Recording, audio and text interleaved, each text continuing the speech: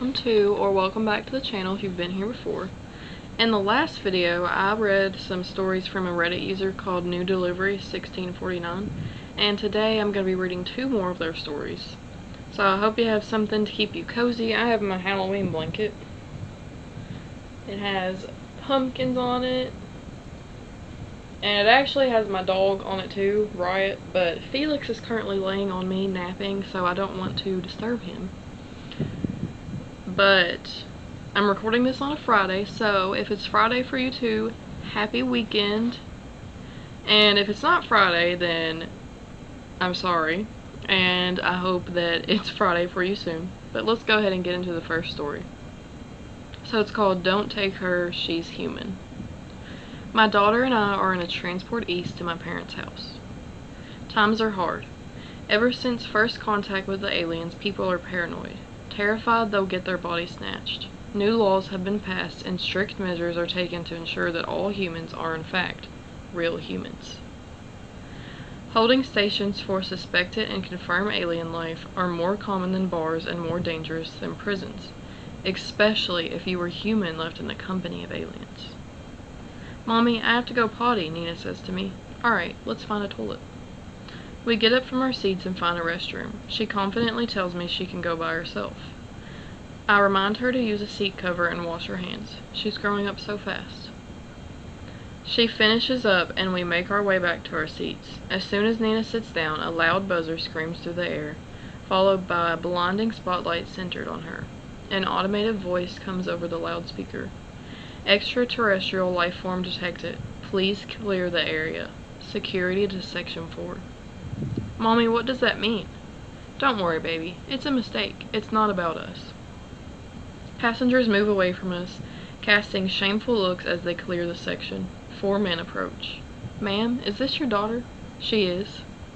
"Is she an extraterrestrial?" "No, she's human, born on Earth." "Did she leave your sight while on transport?" "She went to the bathroom." She's setting off the automated system. It's flagging her for removal. A transport vessel is already en route to take her to a holding facility for further evaluation. For the safety of the other passengers, she'll have to come with us. "It's a mistake. I'm her mother. I made her. She is 100% human. I'm not going to let you take her."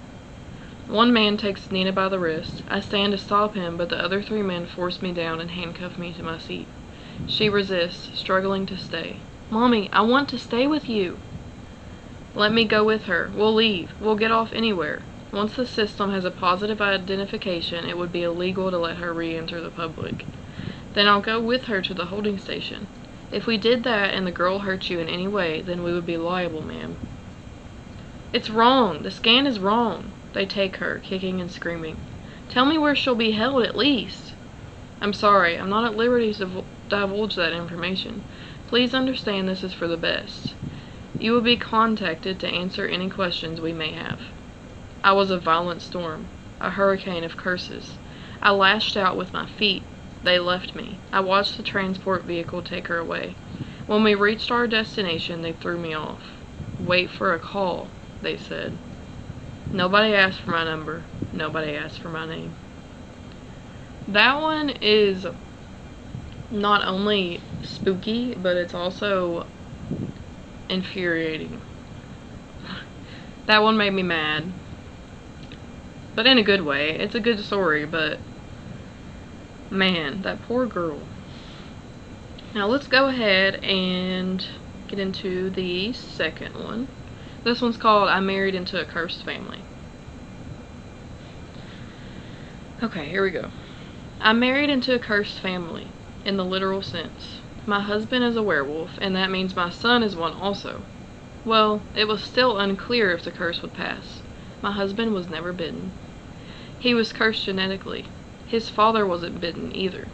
His father, in fact, has never turned, but he's still a beast of a man. Only eats raw meat. With the amount of hair that he has, he might as well be a wolf. So to me, he's basically a wolf. My husband only changes once a year. It's a far cry from what the movies show you. It's kind of random, it seems. So new wolves have to spend their teenage years in the wilderness figuring it out. His family makes a ceremony of it. It kind of feels like Christmas, a time for family and celebration. This was the worst night of my life. This year, my son turned 13. That's the same age my husband was when he turned for the first time, so there's something of an expectation. My husband says he won't be a boy anymore. The instinct to go and start your own pact is too strong. Everything about being a wolf is too strong, I'm told. The sights, the smells, the sounds, and the rage are just too strong. I didn't fully understand the ferocity of the transformation until I saw my husband change for the first time. I'm not going to describe it, out of respect to my family. It's a deeply personal event. My husband said once that he feels like he understands the caterpillar better now. Makes me wonder if the butterfly remembers its life before. Is it even the same bug? I feel like a car trying to convince myself its tire isn't losing air. Grandma would be proud, my husband said. He crouched beside our son as he showed him how to strip bark, snare a rabbit, and split bone, all with nothing but his hands and a sharp rock. The only tools you can always count on are your instincts, he added, tapping his temple. You won't wake up with gear, just yourself if you're lucky. My father-in-law chuckled from his seat by the fire. Or in what condition? I've switched up your pop more times than I can count. Wolf's always getting into trouble, fighting or stealing. And I'll have to go, right? I can't come back? I looked at my son with the most serious face. You don't have to leave. You can come back. In my heart, that's what I wanted more than anything. But you won't want to. It rewires your thinking. Certain chemicals in your brain get mixed different. You feel things you hadn't before. Whoa, okay, we've had this talk. Let's not do it again. Once was bad enough. Hey, how about we go home and watch Galaxy Defenders or play video games? I could tell he wasn't interested. I actually want to go in the forest and scout around in there. The men started shaking their heads. Why not? He asked them. There's things in those woods, boy. Old things. Wouldn't want to get in the way of a wolf starting its bloodlust. But you're just tender meat until then. Will I find out what's out there? You won't care. What will I care about? He said in an impatient tone that wasn't his own. Nothing, my husband answered. You run not because you want to, but because that's your leg's base setting. You only hunt. The wind hits the trees, and the smell of pine and cedar was sharp in my nostrils. I wondered what they smelled. I still say it's a bit extreme, I muttered. It's not a choice. You want to try to stop him? I know I can't. I want to get a chicken nugget joyful meal, okay? It's been a long time since we got drive-thru, huh? It's okay, Mom. The grease tastes funny now. But how will you provide for yourself? What about your education? Maybe we should put a microchip GPS in you so we can come back and get you when you've turned back? He won't want to come back. He's growing up. I'll figure it out. I'll be fine. We're not even sure it's going to happen. The men nodded their heads. How can you tell? I asked. Can smell it. The body knows what's coming, my father-in-law said. What does that even mean? It started. When I was pregnant, my mother-in-law knew when I was going into labor before I did. They just know these things. I believed them. The sun went down, and so did the child I raised. And with the moon came a new young man. I tried to stall by cleaning up slowly. I think they could sense that and helped to take everything back to the car. You know this isn't 1746 anymore. We don't owe tradition anything. It's not just about tradition. He's going to be a danger to those around him. He won't care that you're his mother. If we tried to keep him somewhere, he would be a danger to himself. He has to run. He has to choose to come back to the world. He grabbed my hand. Someday he will come back after the changes have settled. My father-in-law put his hand on his son's shoulder. My son looked restless. He constantly looked to the forest edge. Did you guys see that? What? Something in the trees. It was watching us. It wore a mask. A plain white mask? They smell it too. They want to eat the remains you shed after you transform. But what are they? You won't care. But I do, so spill it. I'm not here for this part. You never said creepy masked ghosts were part of this. They're not part of this. It's the forest. It's their home, or prison, however you want to look at it. The rage and bloodlust will be palpable in the air. It drives those things away. We're like the kings of the woods out here, honey. Just don't go to the edge and you'll be fine. They'll switch bodies with you if you're not careful. Then you'll be the one trapped in here. Can't let them get a drop on you. Don't turn your back to them. I hate them, just standing there, watching, smiling, without mouths. What in the hell are they even looking at? My son said. It's time, my father-in-law said. The boy disappeared inside the old man's hug. The old man then somberly walked to the car and stood by it. My husband hugged our son gently. It's going to be okay, he said.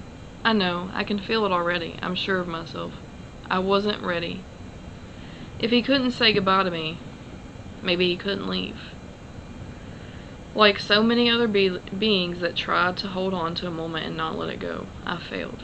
I hugged him harder than anything I've ever hugged. I wanted my hug to pierce through all the stupid werewolf stuff to that little boy that needed my love more than anything. It was always him and I against the world. It will never be too late to change your mind. You don't have to live out there like a wild man when you know how your cycles work. You can come home, okay? Come home? Please? You'll see me again, I promise. I didn't want to let go, even when I felt his skin get spongy. I didn't let go. My husband had to take me off of him. He walked into the forest, then he screamed. I wasn't in control of my body anymore. My baby was in pain and my motherly instinct took over. I had just enough of a head start that my husband couldn't catch me right away in his human form. He shouted after me, voice cracking with urgency. Stop! Please don't go in there alone. But I didn't stop. I couldn't. I made it into the forest, which was significantly darker. I kept going, listening for signs of my baby's distress. Up ahead, a small clearing, a group of masks swarming on something like piranhas in the center. One of them turned toward me. I couldn't help but scream.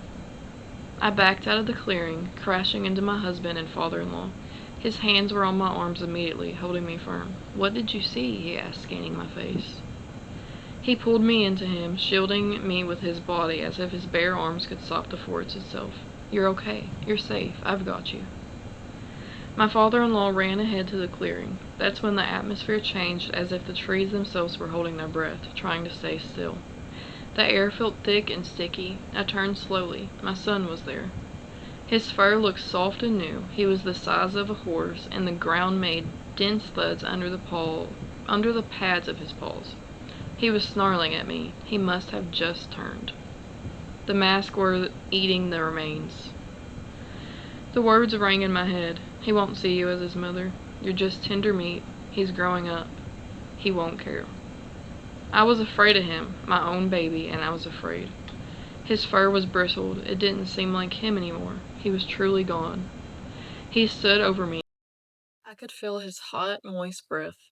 He stared at me, deeply into my eyes. My husband stepped between us, arms out, shielding me, but our son didn't move. And then, for the briefest instant, I thought I saw recognition. He turned and ran into the night. We stood in silence. The masked things had scattered. The clearing emptied like a tide pulling back to the trees. My father-in-law emerged from the shadows, pale and breathless. It was only the remains, he said softly. They weren't hurting him, just taking what was left behind. We kept our interaction a secret.